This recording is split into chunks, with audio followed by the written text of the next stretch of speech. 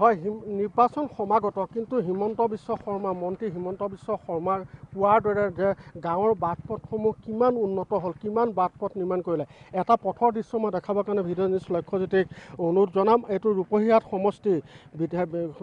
সমষ্টিৰ সোণাই চাইডৰে এটা গুৰুত্বপূৰ্ণ পথ। এই পথটো যদি আপুনি এই মুহূৰ্তত চাইছে চাওক কেনেধৰণৰ এক অৱস্থালৈ ৰূপান্তৰিত হৈছে এই পথটো আৰু এই পথটোৰ মাজত এনেধৰণৰ দৃশ্য আপুনি যদি গৈ থাকে এনেধৰণৰ দৃশ্য আপুনি বহুত দেখা পাব। আমি এটা অংশৰ দৃশ্য এই মুহূৰ্তত দেখাইছোঁ প্ৰাগ নিউজৰ দৰ্শকক আৰু চাওক কেনেধৰণে পুখুৰী সদৃশ পৰিৱেশৰ সৃষ্টি হৈছে। ইয়াত যদি আপুনি মাছৰ পোনা এৰি দিয়ে তেনেহ'লে এটা পুখুৰীৰ ৰূপ ল'ব এই ঠাইডোখৰ। আৰু এই পথটো নিৰ্মাণৰ কাৰণে বহুবাৰ চেষ্টা কৰিছিলে এই সমষ্টিৰ যিগৰাকী বিৰোধী দলৰ বিধায়ক নুৰুল হুদা।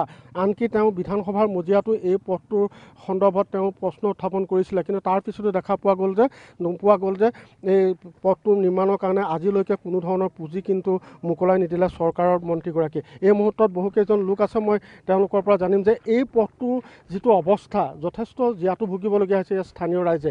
আৰু ইতিমধ্যে আপুনি আমাৰ লগত কথা পাতোঁতে কৈছে যে বহু গাড়ী ইয়াত ভাঙি পৰিছে, মটৰচাইকেল ভাগিছে, এক জমযাতনা ভোগাৰ পৰিলক্ষিত হৈছে। কি ক'ব? হয় চাওক, এই ৰাস্তাটো আপোনাৰ বিগত 1 বছৰ ধৰি আমি এই বিভিন্ন পক্ষক এই চাৰ্কল অফিচাৰৰ যোগেদি উপায়ুক্তৰ যোগেদি আমি অভিযোগ উত্থাপন কৰি আহিছোঁ যে ৰাস্তাখন মানুহ চলাৰ অৱস্থা হৈ থকা নাই, গতিকে এই ৰাস্তাখন যিমান জলদি পাৰে মেৰামতি কৰি দিয়ক। কিন্তু আমি আচৰিত হৈছোঁ এতিয়ালৈকে এই ৰাস্তাটো কিন্তু কোনেও গুৰুত্ব দিয়া নাই। ৰাস্তাটোৰ ওপৰত কিয় নাজানো, নে সংখ্যালঘু অধ্যুষিত এলেকাৰ কাৰণে এনেকুৱা হৈ আছে, এইটো মানে আমাৰ এতিয়া সন্দেহ হৈ আছে যে সংখ্যালঘু মানুহৰ কাৰণে চাগে এনেকুৱা হৈছে। এইটো ৰাস্তাৰে আপোনাৰ প্ৰতিদিনে কমচে কম 400-500কে ষ্টুডেণ্ট ছাত্ৰ ছাত্ৰীসকলে অহা যোৱা কৰে, যিসকলৰ বাইক নাই টেম্পু দি অহা যোৱা কৰে। প্ৰত্যেক দিন এটা নহয় দুটা টেম্পু আপোনাৰ ৰাস্তাত বাগৰি পৰে, এনেকুৱা বহুত ছাত্ৰ ছাত্ৰীৰ আঘাতপ্ৰাপ্ত হৈছে। গতিকে আমি আপোনালোকৰ যোগেদি অসম চৰকাৰৰ গড়কাপ্তানি বিভাগক দাবী জনাইছোঁ যে অতি শীঘ্ৰে আমাৰ এই ৰাস্তাটোৰ মেৰামতি কৰি দিয়ক, অন্যথা আমাক কৈ দিয়ক যাতে উন্নতিৰ যি আপোনালোকে সপোন দেখুৱাইছে এইটো কেৱল এই মানে বাহনতে সীমাবদ্ধ, নহ'লে আৰু কেইদিন পিছত আপোনালোকে চাইছে ইয়াত মানুহে পুখুৰী মাছ এৰিব পাৰিব আৰু মাছ পাল কৰিব পাৰিব কেইদিন পিছত। গতিকে যিমান জলদি পাৰে এই ৰাস্তাখন মেৰামতি কৰি দিয়াৰ ব্যৱস্থা কৰক, অন্যথা আমি ৰাইজৰ সহযোগত অনাগত দিনত গণতান্ত্ৰিক পদ্ধতিৰে জংগী আন্দোলন কৰিবলৈ বাধ্য হ'ম। নিশ্চয়কৈ এনেধৰণে এই মুহূৰ্তত দেখা পোৱা গৈছে যে যিটো পৰিৱেশ গাড়ী আহি আছে, মই গাড়ী কেনেধৰণে পাৰ হ'ব লাগে সেই দৃশ্যটো মই এই মুহূৰ্তত লক্ষ্যত দেখাবৰ কাৰণে মই অনুৰোধ জনাইছোঁ। কিমান বিপদসংকুলভাৱে এই পথটোদি বাহনসমূহ পাৰ হ'ব লাগে, কেনেধৰণে ইয়াত দেখা পোৱা গৈছে সেই পৰিৱেশটো মই দেখাইছোঁ। আৰু এনেধৰণৰ এক পৰিৱেশ এই পথটো কেৱল এই স্থানতে নহয়, এনেকুৱা বহুত দৃশ্য আছে এই পথটোত। ইয়াত স্থানীয় ৰাইজে আনি পেলাই তাত ক'ৰবাত যদি এটুকুৰা মাটি পেলাইছে, ক'ৰবাত এটুকুৰা ইটা পেলাইছে, এনেধৰণে তেওঁলোকে যাবৰ কাৰণে উপযোগী কৰিবলৈ চেষ্টা চলাইছে যদিও কিন্তু উপযোগী হোৱা নাই। কি ক'ব? এই মুহূৰ্তত আমি ক'ব বিচাৰিছোঁ যে আমাৰ ইয়াত বহুতো ছাত্ৰ ছাত্ৰী ষ্টুডেণ্ট অহা যোৱা কৰিছে। লাহে লাহে এতিয়া আমাৰ স্কুল কলেজ বিদ্যালয়বিলাক আপোনাৰ খোলা হ'ব ষ্টাৰ্ট হৈছে।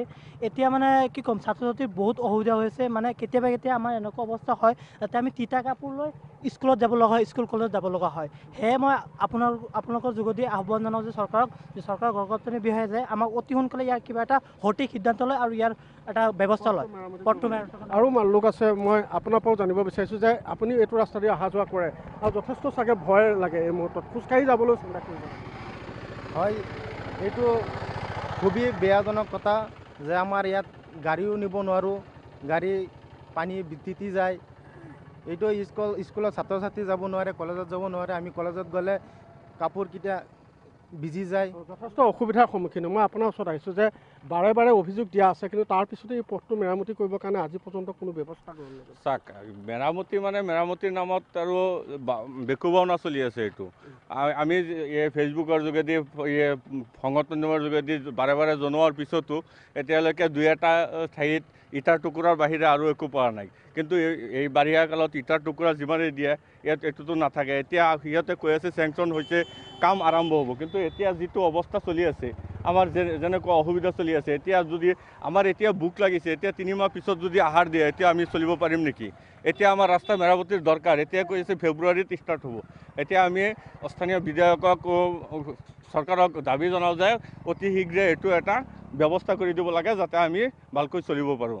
নিশ্চয়কৈ এই পথটোৱে জমৰ যাতনা ভোগাইছে। ইয়াৰ যিসকল স্থানীয় লোক আছে আৰু দেখা পোৱা গৈছে যে বাৰে বাৰে অভিযোগ দাখিল কৰা হৈছে, কিন্তু তাৰ পিছতো কোনো ব্যৱস্থা গ্ৰহণ কৰা নাই। আৰু অসমৰ যিগৰাকী নিজকে দক্ষ মন্ত্ৰী বুলি দাবী কৰে ডক্টৰ হিমন্ত বিশ্ব শৰ্মা, তেওঁৰ অধীনতে আছে গড়কাপ্তানি বিভাগটো, আৰু তেওঁ বাৰে বাৰে ভাষণৰ ফুলজাৰি মাৰে যে ৰাজ্যৰ যিসমূহ পথ আছে এটা পথো বেয়া হৈ থাকিব নোৱাৰিব বা এখন দলঙো বেয়া হৈ থাকিব নোৱাৰিব। কিন্তু এই দৃশ্য দেখাৰ পিছত তেওঁ ক'বনে যে প্ৰকৃততে কিমান উন্নয়ন হৈছে ৰাজ্যখনৰ যিসমূহ সমষ্টি আছে। আৰু বিশেষকৈ এটা কথা ক'ব লাগিব যে বিৰোধী দলৰ যিসমূহ বিধায়ক আছে সেই বিধায়কসমূহৰ যিসমূহ সমস্যা আছে, ৰাস্তা ঘাটেই হওক বা দলঙেই হওক, সেই সমস্যাসমূহ কিন্তু পূৰণৰ ক্ষেত্ৰত কিন্তু চৰকাৰে যে কোনো ধৰণৰ ব্যৱস্থা গ্ৰহণ কৰা নাই, এই দৃশ্য দেখাৰ পিছত কিন্তু সেই কথা স্পষ্টভাৱে স্পষ্ট এখন ছবি এই মুহূৰ্তত উঠি গৈছে, দেখা পোৱা গৈছে। আৰু এই মুহূৰ্তত ক'ব লাগিব যে আমি যেতিয়া এই পথটো দি আহিছিলোঁ, এই পথটো প্ৰায় 5 কিলোমিটাৰ যি দৈৰ্ঘ্য, সেই দৈৰ্ঘ্য অতিক্ৰম কৰিবলৈকে প্ৰায় আধা ঘণ্টাৰ ওপৰত কিন্তু আমাৰ সময়ৰ প্ৰয়োজন হৈছিলে। এই ৰূপহীহাট বিধানসভা সমষ্টিতে কেৱল এইটো পথে নহয়, বহুকেইটা পথ আছে যি পথেৰে এই মুহূৰ্তত ৰাইজে অহা যোৱা কৰিবৰ কাৰণে তেওঁলোকে 100 বাৰ পৰ্যন্ত চিন্তা কৰিব লাগে।